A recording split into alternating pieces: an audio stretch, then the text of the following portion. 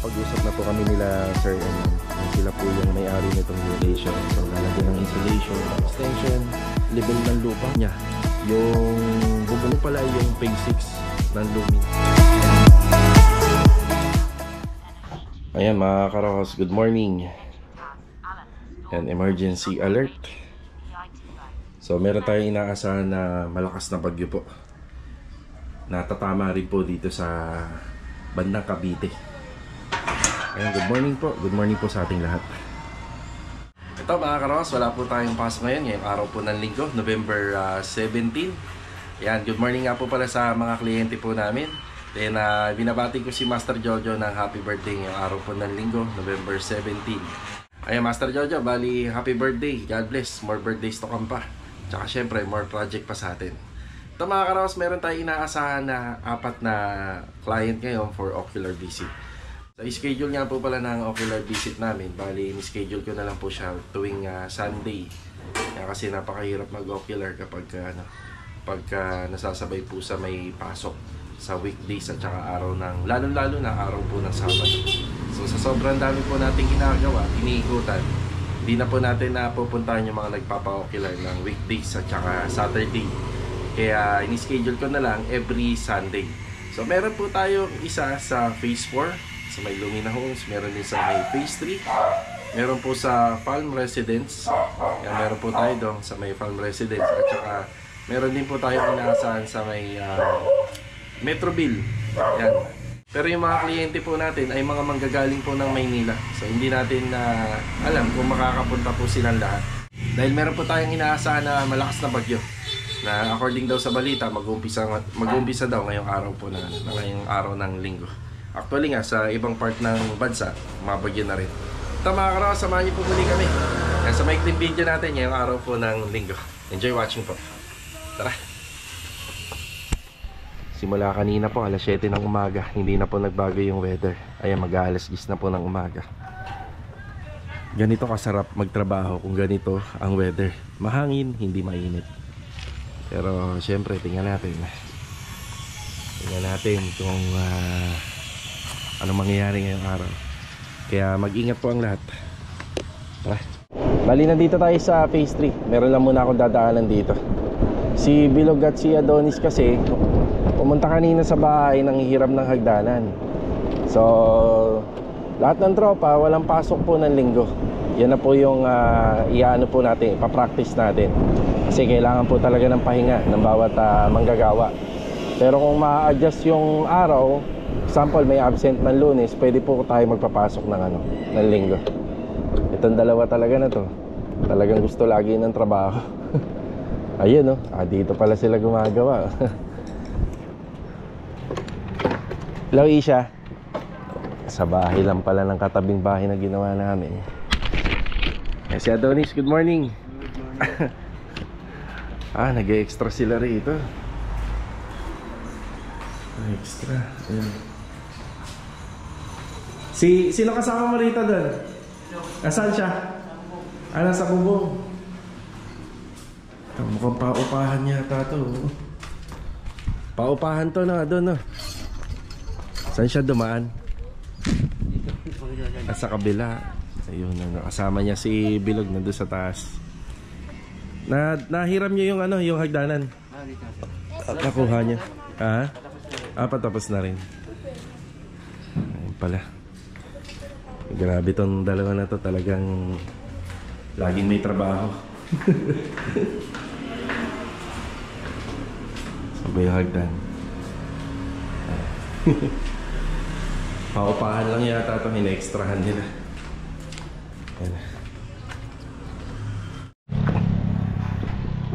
Ito yung bahay na ginawa namin noon dito sa phase 3. Dati wala pa to Yan, wala pa po dati to. Ito lang talaga yung kalaban dito, yung mga dahon. Kaya kung magpapagawa ka ng bahay dito, maganda nakaslab na.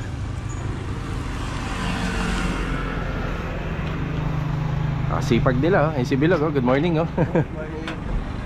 Ano rin yan siguro Rog, maraming dahon. Sobrang dami. Punong-puno. Yung pinagputulan na ito, Ah, kayo na nagputol ng ano, mga puno. Pinutol nila, binagsak lang dito. Ah, dito lang binagsak. Yung pinagawa ng may-ari nito, yung bubong, pinadiretso na doon, wala nang gutter. Nag-aaksaya ka kasi talaga ng pera rito kapag nilagyan mo ng gutter to. Mga ilang buwan lang, talagang sisirain ng dahon. Punta muna tayo ng hardware.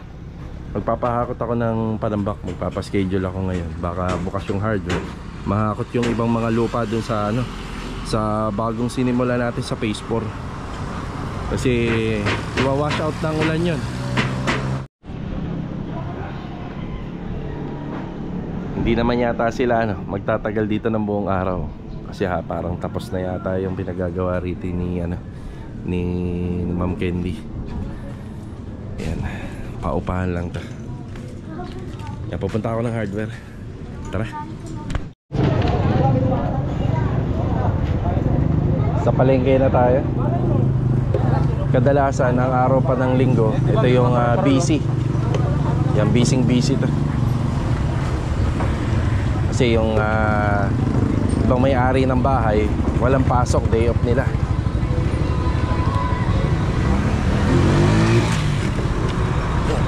Oh, ang daming tao. Daming tao.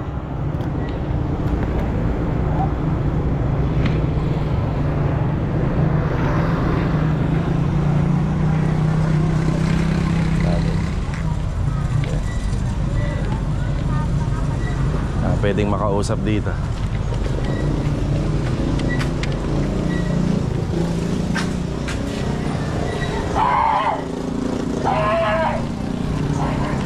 Hintay tayo. Sino pwedeng makausap? Okay na. May nakausap na tayo rito. Bali, ipapahakot ko lang yung mga nahukay pa kahapon.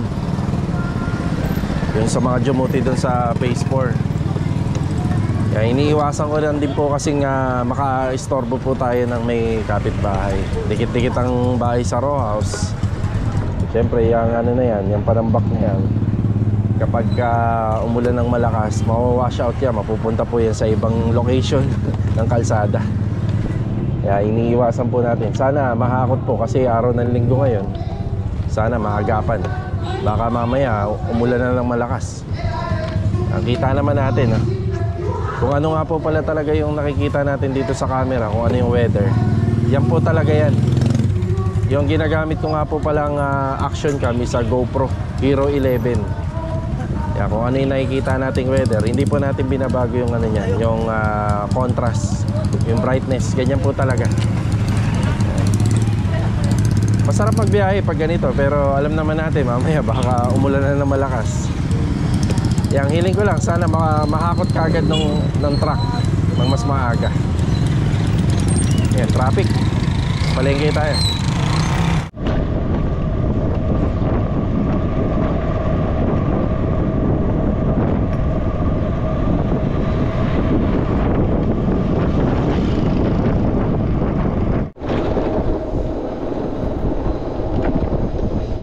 Nandito na po tayo sa phase 4. Ayan, bali ito nga po palang isi-share ko na video sa inyo na isang row house. Ito yung unang beses namin nagagawa na ganito yung setup kasi masyado siya nakadikit sa perimeter fence. Ayan, hahanapin ko na lang po yung block and lot nila client.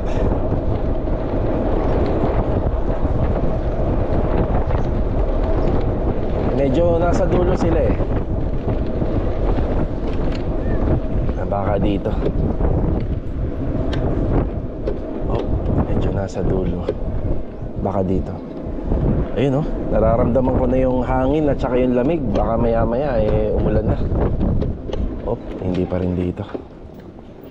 So kaya ba na? Baka rito sa kabilang side.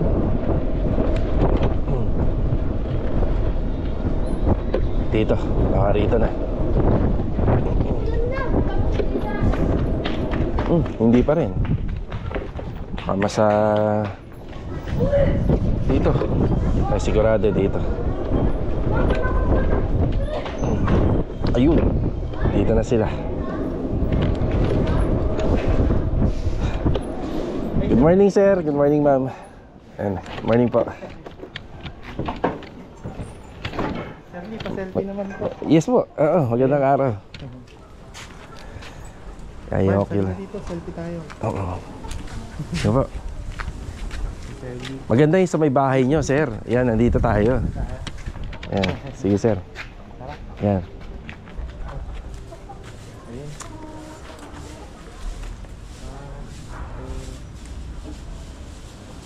Yan.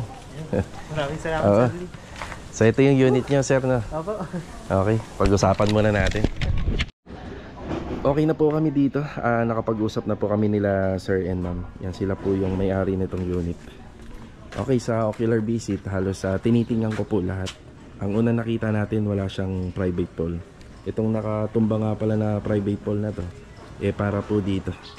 So ire-report lang po nila to sa admin office. So wala namang pumbayad yung pagkakabit nito, pero nakita ko may may damage.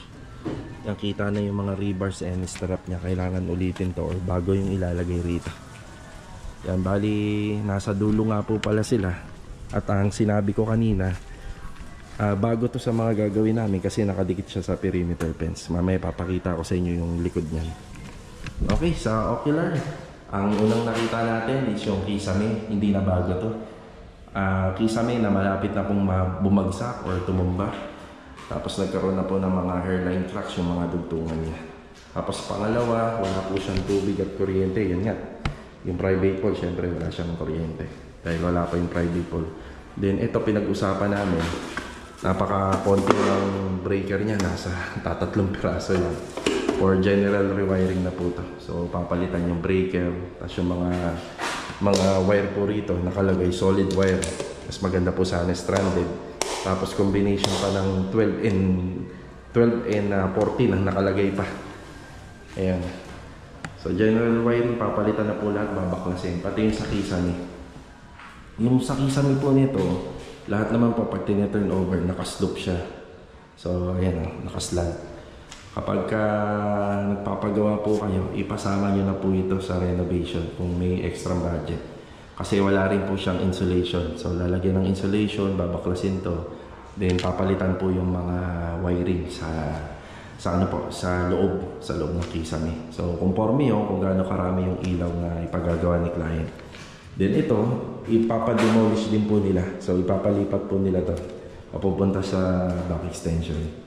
Tapos isa rin po sa ocular na pinag-usapan namin pag nagpa-finishing siya. Papalitan na rin po ito. Ayan o. Tanggal na. Madali po masira. Okay, sa back extension, level ng lupa ang kadalasan na tinitingnan ko. Yan, level. Ayos naman po ito yung lupa. Tapos sa bubong, isa sa mga nasilip ko is yung yung bubong niya halos sobrang nipis at kinakalawang na. Then yung mga flashing, tinipid po sa haba ng sukat. So ang daming dugtungan. Yan. Ito nga po pala yung phase 6 ng Lumina na madalas dyan po kami gumagawa ng mga nakaraang buwan po. Ayan. Medyo malalim po yan. Ito naman po yung phase 7. Yan dito. So nakita ko sa ocular, ang inaasahan ko kasi rito hindi masyadong dikit yung unit. So sa nakikita ko ayos naman kasi iniiwasan ko po yung malalaking siwang kagaya nito. Ayan o. Kung mas malaki yung siwang, mas malaki yung problema. Kasi ang pwedeng mangyari po rito mga ka-row-house, teka lang may gumagalaw rito, baka mamaya may ahas. Ang iniiwasan ko kasi rito, kapag naglagay na po kami ng extension ng pader dito, kapag mag-absorb ng tubig itong gilid, yan, papasok po yan sa wall namin at magkakaroon lagi ng leak. Yan ang iniiwasan ko. So hindi naman po manipis lang naman, kaya pwede po siyang buhusan dun sa loob. So pabubuhusan ko po yan hanggang dito. Yung buhos, tapos plastering muna. Plastering na may waterproofing bago mag-asintada. Tapos yung asintada natin dito, lahat may palaman na waterproofing para hindi po mag-moisture. Yan, kagaya niyan, may perimeter siya. Sa atin, yung pader natin, ididikit natin dyan. Kaya kailangan safe. Kaya yan ang mga iniiwasan ko kapag magpapagawa po ng extension. So dito si client, ayan na yung scope ng trabaho namin. Tapos may mga nadagdag lang yung general wiring natin. Papalitan din po yung breaker. Tapos ito pong sa bubong, ang sabi ko sa kanya nito, ipa-renovate niya para mas safe. Yan, okay na po kami dito. Yan, hindi naman po ganun ka-elegante yung gusto nilang mangyari rito sa unit. Yung tamang matirahan, malinis yung gawa, tsaka maayos.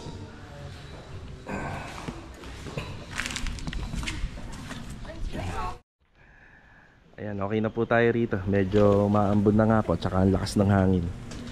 Hindi ako sigurado kung matutuloy kami ng ibang kausap ko ngayong araw. Ayan. Ayan, shoutout na lang po kay, kay Sir Dave at saka kay Ma'am Marv. Ayan. Shoutout po. Ayan, maraming salamat po sa pag-invite dito. Ayan, matutuloy po tayo kasi nag-surrender na rin po sila ng susi sa akin. So, paano po, Sir, Ma'am? Kita po tayo sa Sunod na po. Next year na yata ito. Renovation natin. Sige. Kaya marami pang ayusin din dito. Kagaya ng nabanggit ko, ito, private pool and tubig at kuryente. Kaya sa bahay na po tayo. Yan, nahakot na yung panambak natin. Sa project natin yan sa phase 4. Thank you. Salamat. Ayan na. Mahangin na, lakas na ng hangin.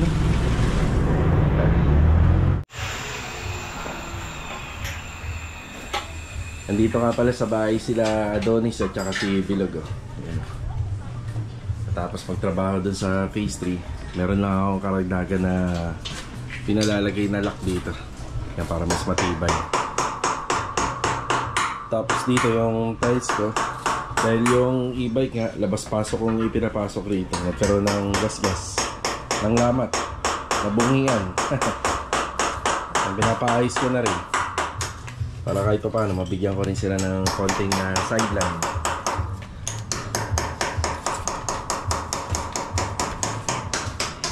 Kumbaga, maintenance na to. Yung maintenance. Ayos na po yung gate natin at saka yung tiles dito po sa bahay. Ayan, nakauwi na rin po pala sila Bilog. Ito yung sitwasyon ng panahon natin ngayon. Bali mga karaos, hanggang dito na lang po muna yung vlog natin ngayong araw po ng linggo. Kaya maraming salamat po sa kliyente natin kanina sa phase 4 doon sa magpartner. So naimbitahan nila tayo ngayong araw po ng linggo dito sa kanilang unit sa phase 4 Lumina Homes. Ito nga po palang tatlong client pa po natin sa Kalibuyo sa may farm residence dito sa Metroville at saka sa phase 3 Lumina Homes. Kinangusap ko na lang po sila na kung maaari hindi na po tumuloy para na rin po sa kaligtasan. Ito kasing weather natin ngayong araw ng linggo, nag-uumpisa na po yung paambon-ambon at saka onting paulan-ulan at saka yung malakas na hangin na din. Mas maganda rin po kasi kung mag-ocular tayo, yung maganda yung panahon. Tsaka syempre yung safety na lang din po ng mga kliyente natin.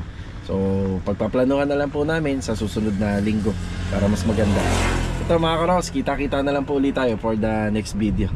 Yan, punta tayo ng Vista Mall. Bibili tayo ng birthday cake para kay Master Jojo. Tara, ingat po tayong lahat. Ito, paalam po muna. Salamat po.